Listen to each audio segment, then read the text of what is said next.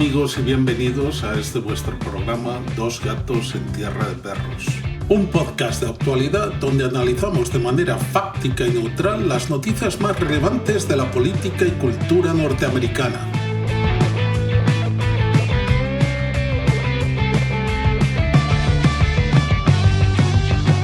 Hello, I'm Joe Magaha. Often wars are caused by a country's wish to take over another country's wealth. Throughout history, wars have been fought over food, grain, spices, and salt. During the Middle Ages, warfare pursued the expansion of territories, and in pre-industrial times, precious metals such as gold and silver were often cause of ruthless wars. Today, wars are fought over resources such as oil, essential minerals for the energy and semiconductor industry. My name is Fernando, and this is Dos Gatos en Tierra de Perros. Thank you, Fernando. Today is a very special episode, our first episode in English. Today we have a filmmaker, peace activist, and former candidate for the presidency of France, Emmanuel Itier. Welcome, Emmanuel. Mucho gusto para estar aquí y bendiciones a todos. Mi español no está tan bueno, so vamos a tratar de hacerlo en inglés, pero de tiempo a tiempo puedo tratar también en español. Muy bien. Emmanuel, listen, I have a question, but before I introduce my question, I would like for us to listen to this. Imagine all the people living life in peace. You may say I'm a dreamer, I hope you will join but us. I'm not the only one. I hope someday you'll join us. And the Only be one. Okay, well, taking advantage of John Lennon and this beautiful song, my first question to you is humanity capable of achieving sustainable and everlasting peace? Yes, I absolutely. You see, there was no hesitation in my voice. Yes, yes, yes. Now, when can that happen is more the question, because we've been living into a manipulated brain, program brain, that make us believe that we all are a superman or superwoman made to conquer, to take over, and ultimately kill for whatever reason we want. So we've built this ultra-violent civilization all over the world, in every country, for centuries. For centuries, we've been at war with ourselves and with each other. Does that mean that we are doomed? Does that mean it's a fate? Absolutely not. It's a fabric of our imagination, like the song of John Lennon says. The problem is we have stopped imagining peace. We have stopped doing the peace. We have developed more and more weapons, all type of artifacts to kill each other. We have built a society through entertainment, literature, that is all about bloody thirst, anger, and so right now it's a catastrophe, because it seems like we are doomed, and we're not, because if we look, all of us, if we pause and we go beyond our anger and we look deep inside us, that's where the peace is. There was a philosopher, American philosopher, A.J. Must. He wrote, "There is no way to peace. Peace is the way." And that's what we are. We are not war. We are peace. We are love. But again, we have built a society that makes us believe that that's how we can be engaged, at killing each other. So it has to change. And how does it change? Well, it's both a personal change, a personal growth, and it's a change of leadership. If you look at leadership, world leadership today, we have none. What country is engaged at trying to make peace with the other? None.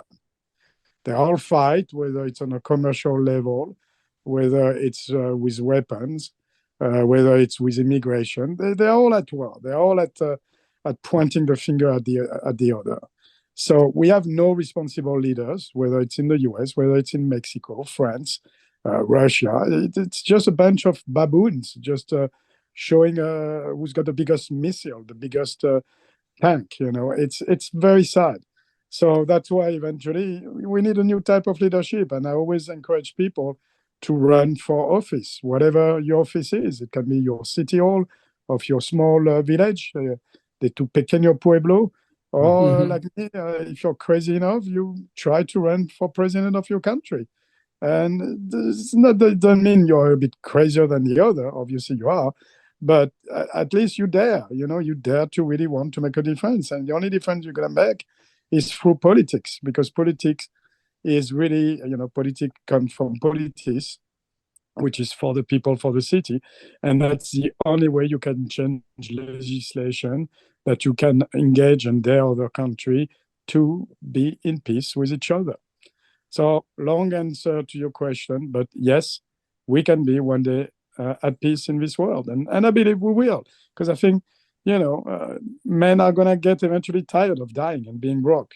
This is not a sustainable business model. Right. Killing is not a sustainable business model, because killing kills your customers. So drop your weapons and build the love, build peace in action. I think basically the majority of the world believes, and we both believe in peace as well. We're totally against war. Anybody who's studied war, anybody who's lived through war sees the destruction. What my question is how do you convince the people at the top who have a vested interest, who make money off of it? Look at how much money Bush and Cheney made off of the Iraq war through BlackRock. How do you convince those people to divest into something else when they not only make money off of it, but they promote it? It's a whole. Well, it's very easy. It's very easy. Basically, you have to tell the truth. So it's only a handful of people who are making all these trillions of dollars of revenues from selling weapons. A handful of people, 100,000, a million, making trillions. And then meanwhile, you have billions of people dying and living in poverty. So on an economical standpoint, their bullshit of business model doesn't work. It doesn't work. On top of that, again, you build a gun, you shoot somebody, you lose a customer. So this is not a sustainable, intelligent business model. It's a stupid model for morons. And that's how you say it. That's how you show it. But do you have anybody explaining that? No, none. Because all our politicians, 99.9%, are just idiots. Why are they idiots? Because they don't come from the real world, from like you and I. They come from that bubble of what they call politics. Oh, I've been in politics for 20 years. I know better than you. No, you don't. Because this is not politics. This is gangsterism. You are part of a mafia, a group of people that lives totally separate from us, the real people, the real bread maker of the economy. And you have no idea about economics or politics. And again, it goes back to saying it loud and telling to all the people who are not in politics to jump into politics and do real politics for the people, for the city. So obviously it's not done overnight, and you have to show the example, and that's why I keep running. Even so far I'm failing, I'm going to keep running, because that's the only way you can change it. And you have to tell exactly that it's a business model that kills customer and that's making us all lose money, and that doesn't enrich anybody but just a handful of monster. There is no other name for these people. The Chom, the dictionary, these are monsters. These are not men. These are not even human beings. These are monsters. These are people killing small children, women, innocent people. You're a monster. You should be ashamed of you. Yeah. One thing that you mentioned is you were talking about the politicians, and I truly believe that. And I've been talking about this over and over again, that, it is the politicians who are driving us to war. It is the politicians that have bad politics. because I think that people in general, all they want to do is just enjoy life. They want to love their neighbors. They want to travel to different countries, learn about their cultures. They want to eat their food. They want to hear what they have to say. But again, we have all these failing politicians in power. Like Josep Borrell, he didn't make it in the Spanish government, and he tried to be a president. He couldn't, and he ended up in the European Union. And, it is funny that I was reading today that in 1984, the United Nations General Assembly, by Resolution 3911, adopted the Declaration of Rights of the People to Peace, in which United Nations member states solemnly proclaimed that the peoples of our planet have a sacred right to peace. But yet today, as of today, there's 174 countries that are in conflict, and a lot of them are the ones who signed this resolution. Yeah. Well, it shows also one thing is that the UN is totally obsolete. The UN is pointless. We should honestly abandon that stupid organization. It's a distraction. It's all these corrupted countries hide behind it. Also, you have, 4 or 5 countries, Russia, England, France, America, and I'm forgetting one, maybe China, maybe not, that have the veto. So when you have such a mafia type of organization, it's pointless. It's totally pointless. It's a waste of time. It's a joke. And we don't need it. What we need is responsible president of all the countries of the world to sit at international, not G7, G12, G9, G, the countries of the world, like an international assembly, and everybody votes at the majority, the major direction we want for our planet, not our country, not our people, for the planet, because we are one people, one planet. Put it in your mind. You fall in Mexico, I fall here in America. You rise in France, I rise in Russia. It's a domino effect. It's very simple to understand.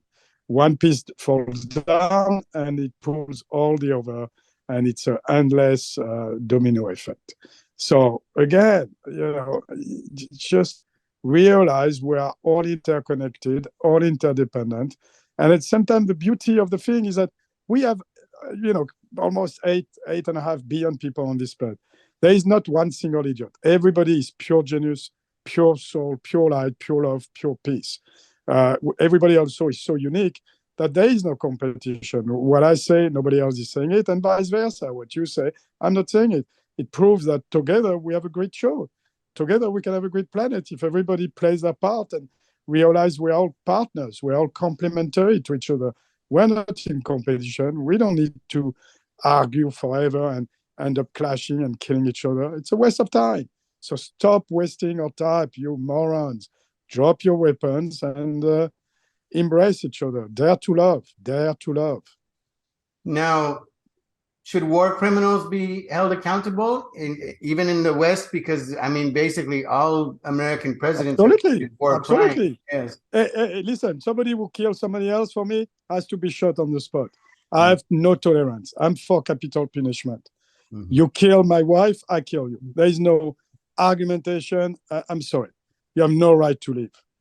Somebody who kills somebody else has lost the right to live. That's that simple.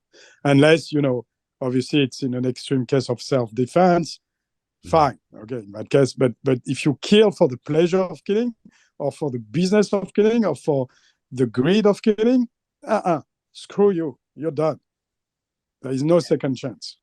Because that means you have reached such a dysfunctional, broken, chaos state of mind. You cannot be healed. It's too late for you. You're done. It's a waste of time, waste of life. There are too many lives to cherish. Look at how many poor kids are having 3 meals a day today on planet Earth. Probably 1 out of 5, 6. That's not tolerable. I cannot rest. How can these people live with themselves when there is so much poverty, so much depression, so much despair, so much child trafficking, women trafficking? Are you kidding me? And you keep building weapons to kill each other and dominate each other? Screw you. It is. Yes. Yeah. Um, Now, go ahead, Fernando. no, I was just thinking that, I think that wars today are fought by politicians who, use media outlets to convince, their citizens that what they're doing is right, it is for their own good. But I think it's just pure greed. And I think that at the head of this is the United States. And I think that the United States is pushing other countries, weaker countries, and using influences to drive us to different conflicts, like the one in Ukraine with Russia. And so I see that the French people, when they're at ease with something, when they don't like something, they go to the streets and they manifest and they let their politicians know, like they let Macron know, hey, we're not happy with your what you're doing. We're not happy with your political plan for this country. But I don't see that happening anywhere else. So my question is, what are the steps that people have to take to let their government know that, hey, we're not happy with this. We don't want to go to war with anybody. We want peace. So there's two things. First, I'm not going to say that, all the evil of the world come from America. I think it's wrong saying that. Greed is universal. Greed has no passport, no country, no culture. There are greedy monsters everywhere, whether it's in France, in Mexico, in America, in Russia, in China. I've met these people. They are disgusting. They are just a handful, but they are in key position of power, and that's how chaos is created. Secondly, in terms of people revolting, no, I've been to Mexico City. I've seen many revolt and demonstration of people revolting against government and against the abuse about their land or not getting the social protection. And it's happening everywhere. As you say, sadly, the medias are lazy today. The media are so partisan that, either there are two on the left, like CNN, or there are two on the right, like Fox. So there is really a lack of honest, objective analysis of the situation. But people do try to revolt. People are also, sadly, in many of these countries, scared because they are scared of the repression they might suffer from at work, at society, by the police in certain, dictatorship in Latin America or Eastern Europe or Russia. Try to demonstrate in Russia. You're going to get sent to jail. Same thing in China. In France, by the way, you can go to jail too if you're a little bit too loud. So, even so, revolution is in our blood. I think revolution is in the blood of every single living creature. We are not slaves. We have abolished slavery centuries ago.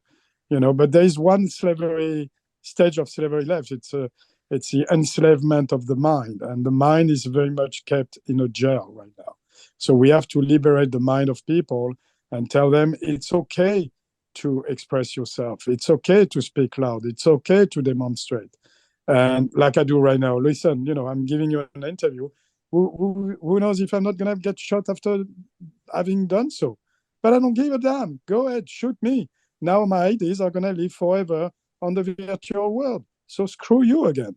And I'm so fed up of living in fear, of living as a slave. No more. Break your chain.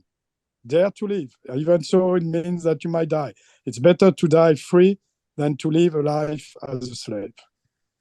Now, do you feel, are reparations necessary, and are they even possible? I mean, obviously, we can't return the oil, minerals, etc., that we've plundered from various wars, but shouldn't we be investing in rebuilding countries like Iraq, Libya, other countries that were thriving before we went in and now are in constant war, much like we did with Germany after World War II?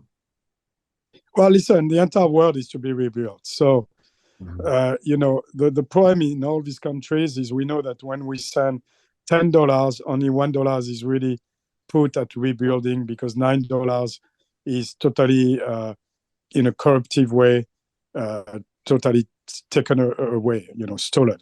So it's not so simple to rebuild country like even Ukraine. You'll see there's so much corruption over there. All the billions of dollars we're sending, how many just few dollars are going to be there to really rebuild? So again, the question is not should we rebuild? The answer is yes. But how do we do it? Well, we have to do it together and really, really, really, really being very vigilant, very eye-open, because we know that in all these countries that are ravaged and destroyed and for which we are sometimes guilty, it's not so easy to rebuild. And meanwhile, by the way, we cannot also abandon our own country. Look at America and the alarming rate of homelessness and poverty, or France. This is insane. In France, we have over 12 or 13 million people living under the level of poverty. Nobody knows that. They think France, it's great. No, there are a lot of poor people living with less than 800, 900 euros, so therefore dollars a month. So it's like in America, it has become really hard to live anywhere in the world, probably even more in our supposedly free, rich country, because actually we're not rich countries. We are countries who are inflicted by so much inflation that we are slaves. We work to just pay for the rent, to just barely feed the kid. So we are as bad as somebody living in a small village in Africa or in a torn, ravaged village by war in Ukraine. It's different pain, different suffering, but the end result, it's the same. It's an abandonment of humanity, an abandonment of peace and love, of a viable, sustainable existence. So it's a global problem, and for global problem, we need global solution that can be only found together and working together. And again, the working together is very important because, again, we all have different things we can bring to the table. Such country has that resource in terms of mineral, oil, or gas. That country has maybe gold. That others has rice. That other make more bread. So it's about, again, putting everything on the table and sharing our planet. We haven't shared our planet ever. Maybe it's time. It's time we learn to share. It's time to really show some love, some real love. So, well, you believe that peace can be gained through diplomacy? Is that it? Peace can be what? Gained through diplomacy? What's diplomacy? Diplomacy. Diplomacy. Well, diplomacy means that basically you communicate.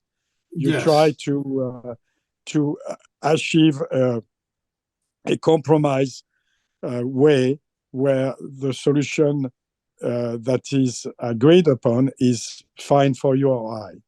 So, yeah, of course, there is no peace without compromise. It's like in a marriage. But the problem is that then if the only way is through diplomacy, or diplomats are in a way are politicians and they're corrupt.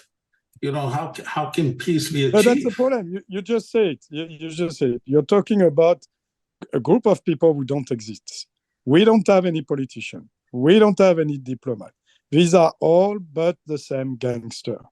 So until we have real lovable creature like you and I running for office and becoming a diplomat or becoming a president or becoming a mayor or becoming whatever, it's going to be, the same perpetuation of the same failure. Absolutely. But in theory, on the theoretical level, you cannot have peace without compromise, without diplomacy. What we don't have is diplomats. They don't exist. They are just a bunch of clowns who are controlled by clown politicians. So it's a vicious circle. Right now, we are in a vicious circle. Nothing's going to get better for a long time. So be ready to cry, be ready to suffer, be ready to die. This is our fate for the next decade. at least. And maybe by then, people will be so fed up that hopefully there will be a real international re-evolution. That doesn't mean in a bloodbath. That means that indeed people are finally running for office, whatever their office is, and little by little, within the second decade, so hopefully I think it can be done within 20 years, we can have within 20 years a new body of government for this planet to be properly managed. And by the way, the word manage, the word economy means the management of the resources. So right now, nothing is managed. No resources are managed. We have no economics. We have gangsters. That's all there is. It's a war of the gangs right now. So where do you think the next major conflict's going to be? From what a lot of people are saying, it's Africa. But it's already there. I mean, what do you mean the next? Yeah, it's more like, hey, where is going to be the next sign of a peaceful country? That's more like the question. Don't tell me where is the next war. The entire world is at war. So ask me more. What is the first country that's going to show the example of a really conscious, mature, responsible, strong president who's going to say, screw you all. I'm done with you fucking mafia assholes. I'm done. Now that's it. We start something new. Now, how do we do that without killing them, though? I mean, just like the lawyers that took on the mafia, so many of them ended up getting their cars blown up and dying themselves. Yeah, absolutely. That means a lot of people like me are gonna die in the process. But again, I'm always ready to die if it's for a good cause. So I don't give a damn. I'm 56. I want to do one last fight, which is to try to liberate the world. Hopefully, I won't get killed initially in the process. If I end up being killed in the process, I don't give a damn. You know, I'll be the one laughing because I'll be dead and happy. So go ahead, shoot me. I don't care.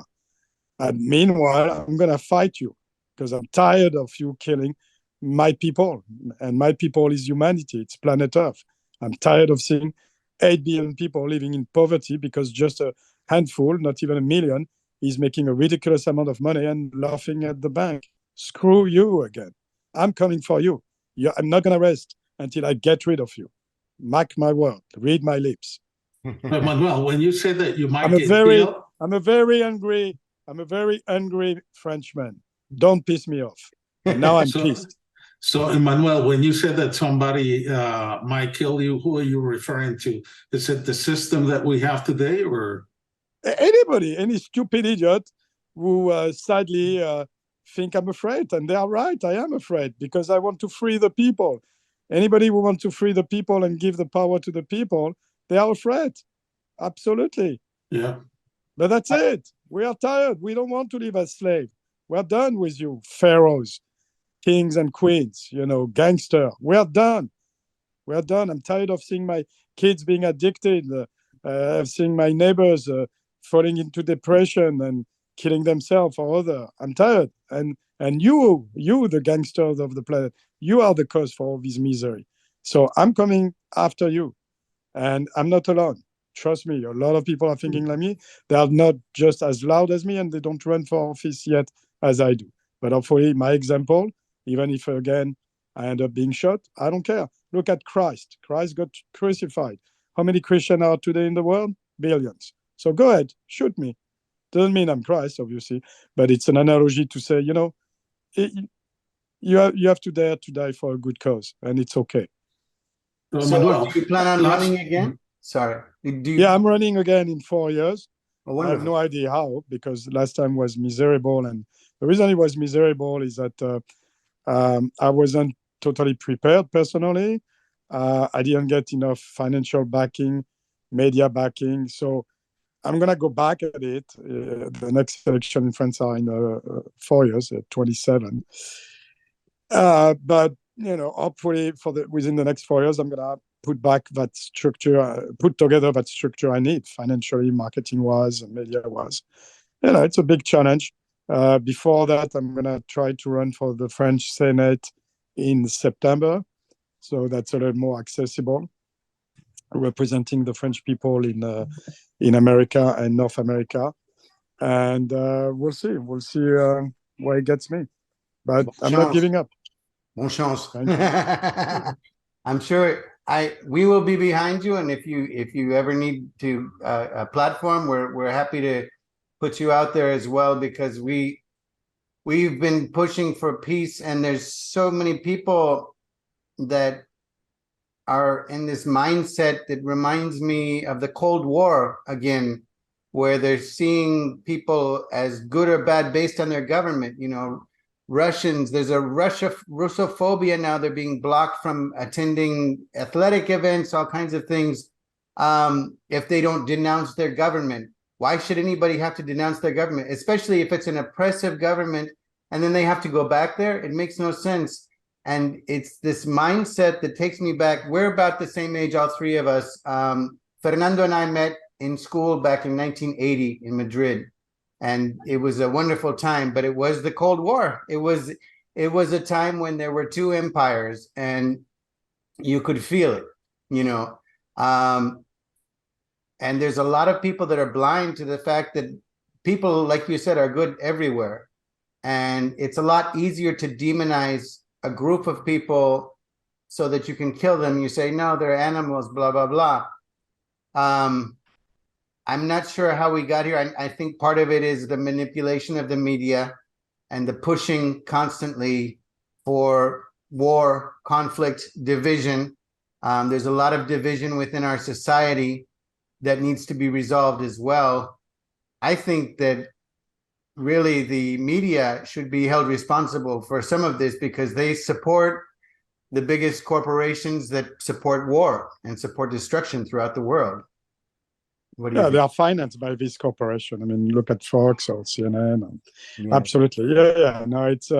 I'm not gonna put, because I'm part of the media, so I know very well the problem, and all the problems are not coming from the media, but they definitely don't help. That's for sure. Because again, they are too partisan, they are two-sided, and they are not objective at the end. And they don't really explain or make a clear analysis of anything.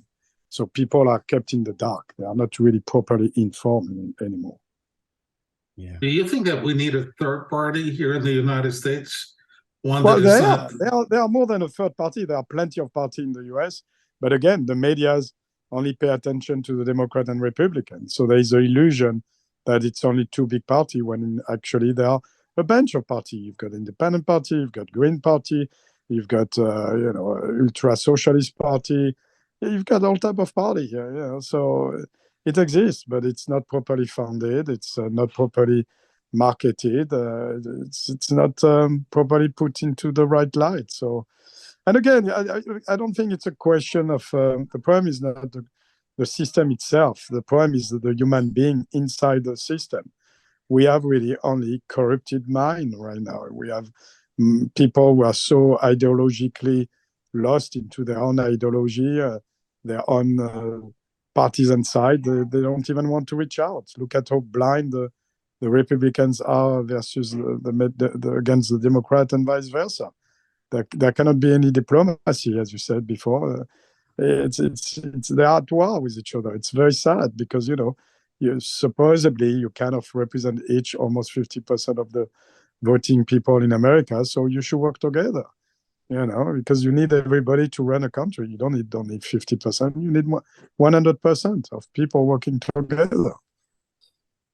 Last week we were talking about the Bilderberg Group and the Club de Roma and the G7, and do you think that these groups are actually doing what they're claimed to be doing, or they actually are the ones who are bringing us to war against each other? They're just a waste of time. We see it every time you have a G7 summit. What is being done? Nothing. They spent tons of money, millions of dollars, for a long blah, blah, blah week, and nothing is done.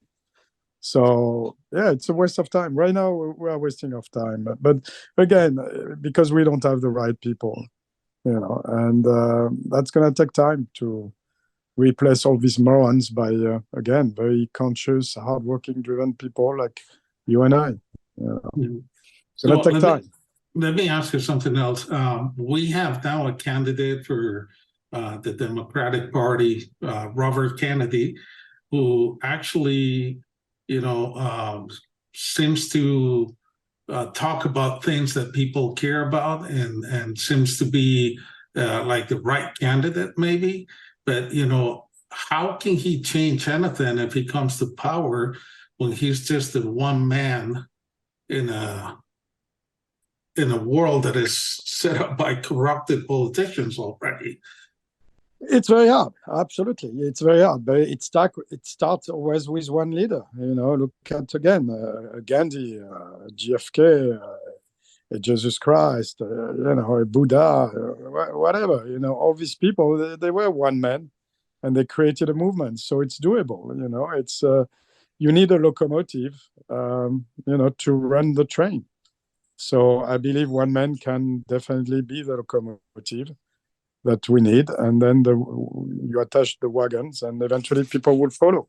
But that locomotive needs to be in the right frame of mind, with the right energy, the right vision, the right ideas, the right support system. Again, not simple to do, very simple to understand the mechanism of it. Not easy to do, because obviously you run against such a level of corruption, such a level of chaos, that it seems like we can do it. And I say, no, we can. Absolutely, have no doubt. Because we can see that in President Bukele, no, in El Salvador. He went there, and he has absolutely changed the country completely. And but here in Washington, you got so many lobbyists, and you got so many politicians, that they come in poor and they live rich, and it's just so difficult to change anything there. And Bukele. Yeah. Can we pause 2 seconds? Yeah, Let's pause 2 seconds. Okay. I'll just pause this then. Okay, we're back now. Emmanuel, since you let us know that you actually are moving forward with your candidacy and also with the Senate, what's your next move, and where can people find you as well and support you? So, hi. So you can find me on the internet, on my Facebook page under Emmanuel Itier. You can find me also on my website. I've got 2 websites. A filmmaking website where you'll see all my documentaries. It's called Wonderland ENTgroup.com. So ENT is for entertainment, so wonderlandantgroup.com. And then my political party is called the French Victory.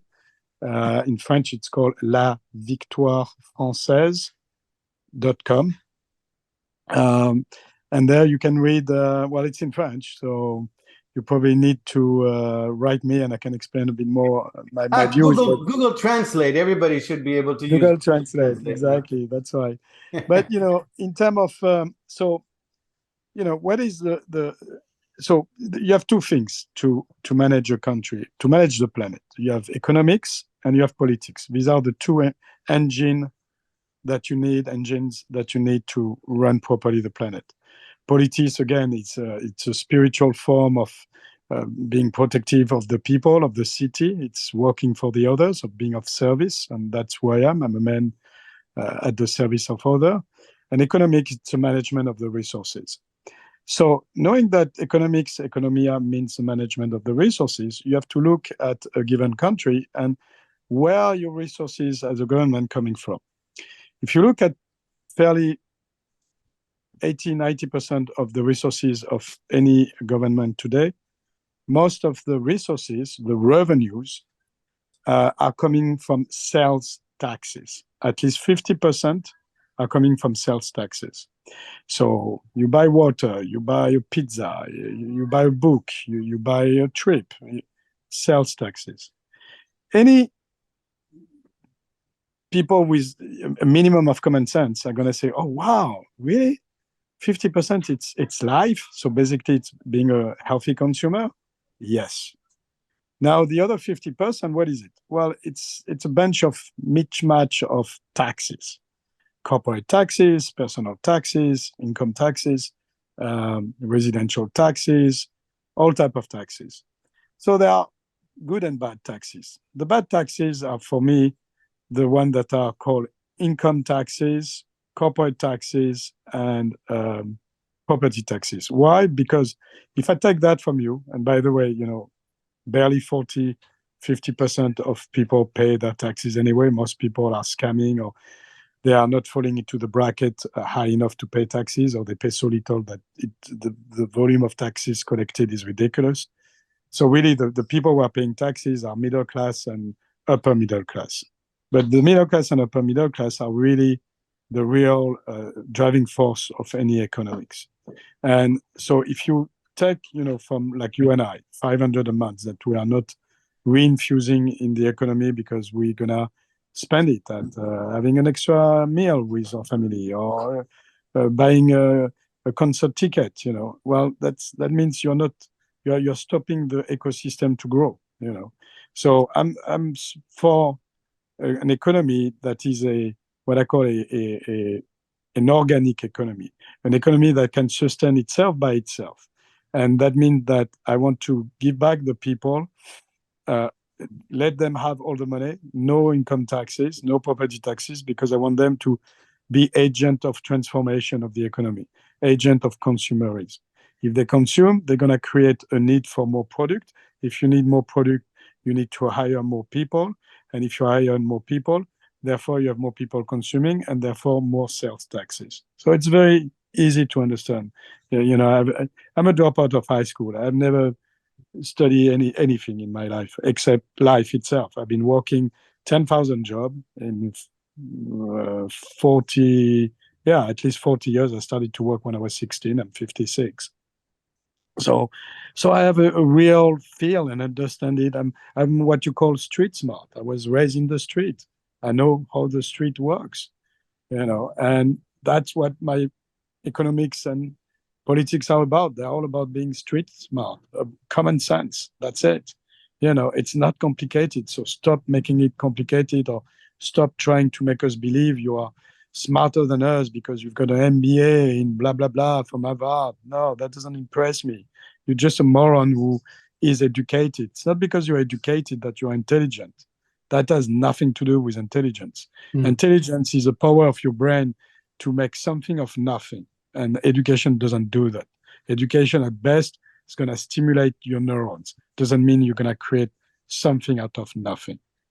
In a way, Emmanuel, you're a little bit like Elon Musk, because you know he says that without the billions, but you know he said time after time that you know resumes mean nothing to him. You know that he's looking for people, you know, who had an interest in life and that can do things. You know, that's well. Elon called me, and instead of supporting Trump, support Emmanuel Itier. You know, I'm not vomiting at Trump, but I think he's pretty pointless. So it's like stop supporting Trump and start with new, fresh faces like me. So call me Elon. I need a few million to run for president of France.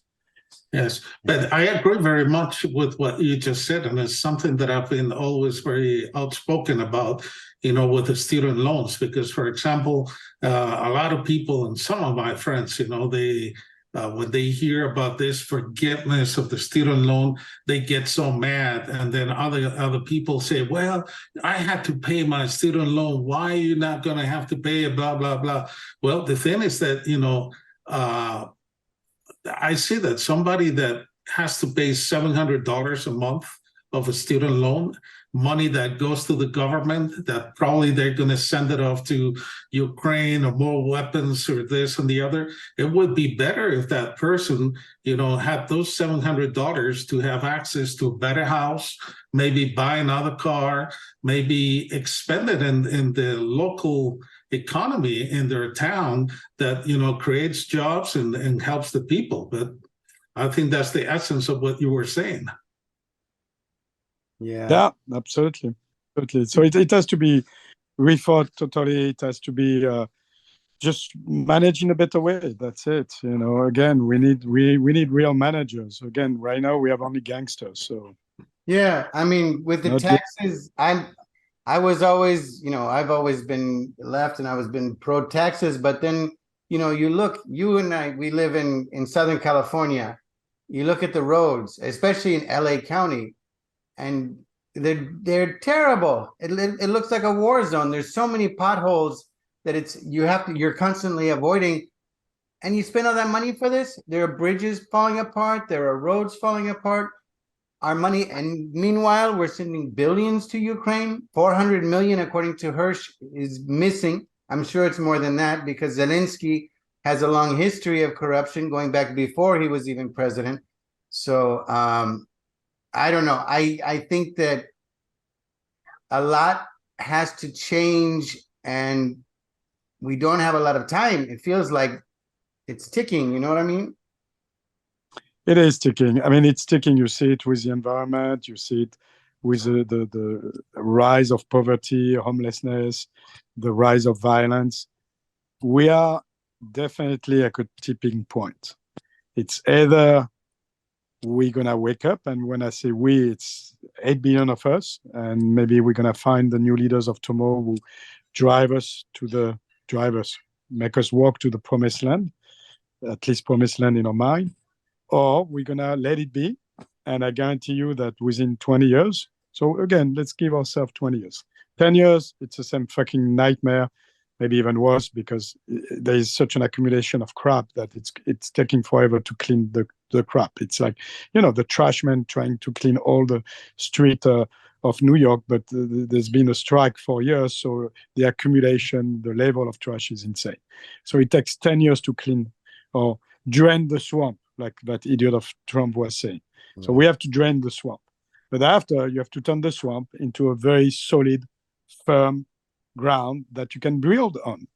And so it's going to be either that, or for sure within 10 to 15 years, so we max 20 years, we're going to wake up and it's going to be Mad Max.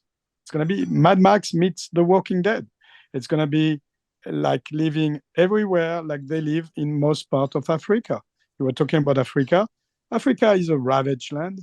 It's so corrupted. It's unbuildable anymore, right? It's beyond. The degree of trash and corruption is beyond anything you can do. Right now, the Russians are there, the Chinese are there. They are ending up, corrupting everybody, stealing from them, taking all their richness. They are screwed. So tomorrow, does the entire world want to live like Africa? Or do we want to stop the process, rebuild our countries, and then hopefully in that process, rebuild Africa as well? But, again, Africa is gone for now. Consider it gone. But how can we do it with politicians like Josep Borrell, the High Commissioner, who a week or so ago said that Europe is a garden and Africa is a jungle, and that it needs to be watched by the people who take care of the garden. I mean, it is. It's going to take a lot of time. And again, if we are not talking about it like we do right now in this show, and really raising the voice and the concern, and yelling out loud, wake up, stand up, unite, and become peace in action. Run for office. Stop being lazy. After this show, I don't want you to watch this show 10 times. No, you become the show yourself. We show you the example. We talked about it. We debated about it. We told you what to do. So now go and do the work. That's a poem. Lots of people just love to listen to people like you and I, and they do shit after. They're like, oh, okay. They clean their mind, they clean their soul, and they think that's it. I can go to sleep and the world's going to be saved by itself. No. And I cannot save it alone. You cannot save it by yourself. The three of us can't. It's going to take 8 billion people to save this planet. So really, wake up, stand up, unite, and get to work. Damn it. Sounds good. Well, I think this is a good point to wrap this up. Is there anything you'd like to say to finish up, or to your followers, or to your friends in France, or anywhere throughout the world? I love you. Wherever you are, I love you. Love's going to save us. So drop your weapon, drop your hate, drop your greed, your stupidity. We're all beautiful creatures of peace, of love. So let's get together. Let's stop imagining like John Lennon. We're not at the level of imagining anymore. We're at the level of doing. Okay, it's the time is let's do it. Let's do it now. Yes. Absolutely. Peace. Well, Emmanuel, I'm so happy that you came on the program today. I agree with you in so many things, and I really, hope that this message gets out, and I hope that you continue with all your success in life. I hope that you'll be elected senator, and then have another chance to go for the presidency, and I think the world will be a much better place. Thank you. Thank you. Thank you, guys. Merci Salut. beaucoup. Take good care. Emmanuel.